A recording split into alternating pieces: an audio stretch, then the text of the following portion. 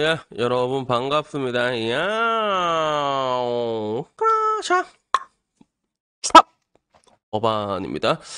오늘 이야기는요, 일진에 대한 이야기를 하려고 합니다. 일진. 지금 타이밍은 김희열아 이야기를 해야 되나라고 하는데, 김희열아 이야기는 얘기를 하자면 좀 따로 하나 뽑아서 얘기를 해야 될 것 같고, 근데 뭐 개인적으로 별로 관심이 없어가지고, 김희열아에 대해서는 그냥 오늘은 그런 뭔가 한국과 일본 간의 일진을 대하는 차이 있잖아. 이게 사회적인 그런 보는 시각이 굉장히 많이 달라가지고 이게 재밌어서 이야기를 한번 해보려고 합니다.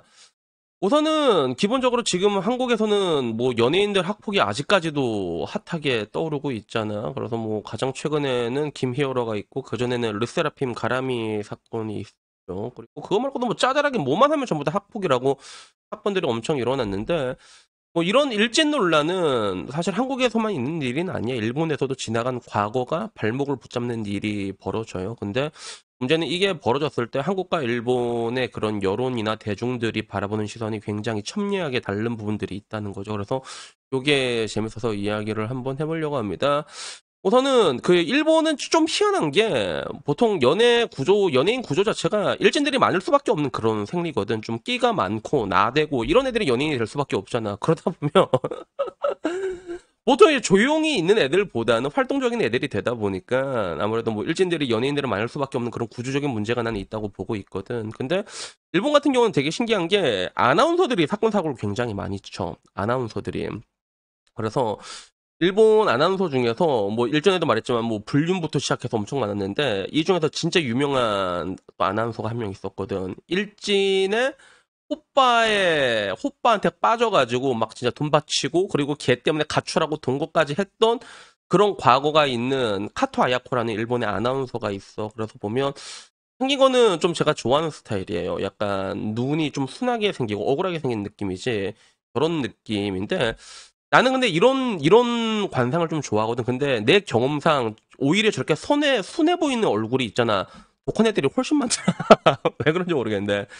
근데 얘가 딱 그런 케이스였어. 이 카토 아야코가 85년생이니까 저랑 나이는 일단 한 살 차이인데, 나름 이제 일본 사이타마현 출신의 키도 크고 일본 명문 음악 대학을 졸업한 이력이 있었거든. 그래서 중교교 음악 교원 자격증도 가지고 있고 17년 경력의 피아니스트의 그런 경력을 가지고 있단 말이야. 그래서 2008년에 일본 후지 TV에 입사를 하고 그리고 단아한 외모와 그리고 나이스한 바디 그래서 일본 내에서 굉장히 유명한 그런 탑 아나운서까지 올라갔는데 근데 이 여자가 중학교 때 완전 일진이었던 거야. 개일진. 그래서 뭐 갸루 화장하고 학교 안 가고 뭐 이런 거는 장난 아니고 그리고 일본이다 보니까 일본은 기본적으로 이제 학교가 이지메라는 건 종특으로 들어가게 돼 있단 말이야. 그치? 그래서 그런 게 있는데 얘가 학교도 안 나고 심지어는 중학교 때 집을 나가갖고 호빠한테 꼽혀가지고 그래서 집을 나가서 학교도 안 오고 그랬던 애라는 게 이제 소문이 그게 딱 터지게 된 거예요. 그래서 집에서는 존나 빡이 친 거지, 부모님은. 그래도 나름 이제 음대까지 들어갈 정도면 음대 특성상 음대는 돈이 많이 들어가요. 모든 예능계가 다 그래. 나름 잘 사는 부유한 집안인 건데 딸내미가 학교 안 가고 막 호빠랑 바람 나가지고 이러니까 중학교 때부터 돈을 다 끊어버렸거든. 그러니까 야, 확실히 난년은 난년인 게 돈이 끊기니까 고등학교 때 화보를 찍어가지고 그걸로 또 돈을 벌어가면서 계속 또 오빠랑 같이 살았단 말이야. 택시화보 찍으면서. 그래서 오빠의 그런 생활비까지 충당시켜준 그런 이거 어떻게 보면 이거 나름 지고지순하다고 해야 되나? 근데 일본에는 이런 케이스들이 굉장히 많습니다. 여자들이 막 진짜 다 팔아. 몸도 팔고 마음도 팔고 그래가지고 막 호빠 먹여 살고 이런 게 진짜로 많거든. 그래서 이런 과거가 있었던 게 들통이 난 거야. 근데 그나마 다행이었던 거는 이제 피아노랑 성악 공부했던 그 기본기가 남아 있어가지고 그래서 음대까진 들어갈 수가 있었거든. 그리고 기본적으로 일본은 그 부속고등학교라는 개념이 있잖아. 부속고등학교. 그래서 일본이 어떻게 보면 우리나라보다 귀족주의가 더 심한 게 그런 부속 초등학교 들어가면 거의 초, 중, 고, 대까지 다이렉트로 쫙 올라가거든, 그게. 그러니까 이 집이 좀 잘 산 집안이다 보니까 코인타치 음대까지 그냥 바로 이게 좀 사고쳐도 그냥 쭉 올라간 케이스야. 근데 결국에는 이제 여기를 졸업해서 뭐 아나운서 시험을 치려고 했는데 NHK 같은 경우는 이제 공영이다 보니까 입시 전형이 좀 많이 까다롭거든. 근데 얘 맨날 학교 안 나오고 막 호빠랑 같이 놀고 그러다 보니까 NHK는 떨어지고 결국에는 TBS, 뭐 이제 니온 TV, 후지 TV 이 민영 방송사 세 개 전부 다 합격을 하는 그런 쾌거를 이룩하고 어떻게 보면 요까지만 봤을 때는 이제 우리 전현무 형이 생각나는 건데 근데 얘가 이게 걸린 거야. 근데 결론적으로 얘는 어떻게 하고 있냐? 잘 살고 있습니다. 잘 살고 있습니다. 심지어 일본에서는 불륜 같은 게 터져도 잘 살아. 잘 살아.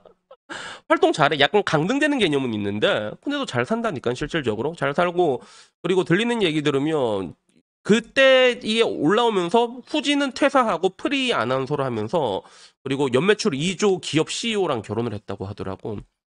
그래서 남편도 굉장히 엘리트 준재벌이라고 근데 지금 뭐 결혼해가지고 지금 잘 살고 있어. 그래서 내가 인스타그램 들어가 봤거든. 인스타그램 들어가 활동 잘하고 있더라. 구독자도 거의 62만 명 이래가지고 아무렇지도 않게 잘 살고 있는데 근데 한국에서는 이런 일진들을 보는 시선이 굉장히 좋지 않은 정도가 아니라 하나만 걸려봐라 이런 느낌에 되게 가깝지. 그래서 나 같은 경우는 사실 김희열의 일이 조금 재밌었던 게 뭐였냐면 김희열아도 나이가 많단 말이야. 20년 전 일로 예토전생이 돼가지고 지금 여기까지 오게 된 게 난 너무 재밌더라고 그게. 사람을 죽여도 옛날에는 공소시효가 지금은 없지. 지금은 없지 않나? 그래서 옛날 지금 뭐 공소시효가 이게 뭐 없어졌다는 얘기가 들었던 것 같은데 뭐 옛날에는 사람을 죽여도 공소시효가 뭐 10년 뭐 이런 적이 있었거든 실제로. 근데 지금은 사람을 때리잖아. 학창시절에 애를 때리잖아. 그러면 그게 20년이 지나서도 발목을 잡히게 되는 그런 상황이 오게 된 거야. 그래서 내가 옛날에 황과장이랑 엄청나게 싸웠던 사건이 하나 있었는데 그게 뭐였냐면 거의 1시간 동안 싸서 그게 WBC 안우진이라는 애 사건이거든. 그래서 나는 안우진이라는 애가 누군지는 몰랐어. 근데 야구를 되게 잘한다고 하더라고. 되게 잘하는데 근데 얘가 학폭 논란이 일어나가지고 결국엔 WBC에서 국대에서 그냥 이제 나가리가 된 거거든. 근데 나는 얘가 왜 나가리가 됐는지 모르겠는 거야. 그래서 내가 그 학폭 일치를 내가 한번 찾아봤어. 찾아서 읽어봤는데 실질적으로 안우진이 학폭에 대해서 피해자 3명이 모두 안우진의 처벌을 원하지 않았고 실제로 언론에서 보도한 수준의 과한 폭력도 없었어. 그래서 진술서에서 드러난 안우진의 폭력은 뭐 개꿀이다라고 발언한 애한테 왜 그렇게 말하냐면서 배트 손잡이로 정강이렇게 탁탁탁 10배 친 거랑 그리고 버클을 풀다가 실수로 지나가던 피해자 비에게 버클을 맞고 그리고 다른 피해자를 타이르는 과정인데 휴대폰으로 뒤통수를 서너 번 쳤고 그리고 야구공으로 뒤에 정수리 부분을 5번 정도 친 거래. 그래서 실질적으로 그 안우진의 고등학교 생활을 다 얘기를 들어보면 오히려 안우진은 후배들에게 잘 대해주는 좋은 선배로 여겼는데 안우진 학폭 사건이 뜨고 나서 얜 나가리가 됐단 말이야. 그래서 나는 야 이건 씨발 너무한 거 아니냐라고 했는데 황과장은 아니다. 그리고 황과장이랑 1시간 동안 싸웠거든. 그래서 결론적으로 이걸 보는 일본의 시선은 뭐였냐면 그 당시에 그런 거였어. 일본에 어떤 감독이 어이가 없어 가고 야 왜 이런 일들이 일어나냐? 여론 때문에 안우진을 안 뽑는 게 이해가 안 되고 안타깝다. 그래서 그때 그러니까 여론이 처음 터졌을 때는 약간 좀 과장되게 온 게 있었거든. 그런 게 있었는데 일본에서는 오히려 여기에 대해서 두둔하는 반응이었고 그 진짜 오히려 일본 감독이 두둔하는 반응이었대가. 그래서 그 당시에 막 나가고 만약 안우진이 안 나와서 우리가 WBC 우승해 하더라도 그거는 진짜 세계 1등이 아니다 이런 얘기까지 했단 말이야. 근데 이때 결국엔 일본이 우승했고 우리는 그냥 광탈했잖아. 그리고 반대로 한국의 이강철 감독은 안우진 미발탁엔 후회가 없다. 국민 팬들에게 죄송하다. 이렇게 얘기를 하는 거야.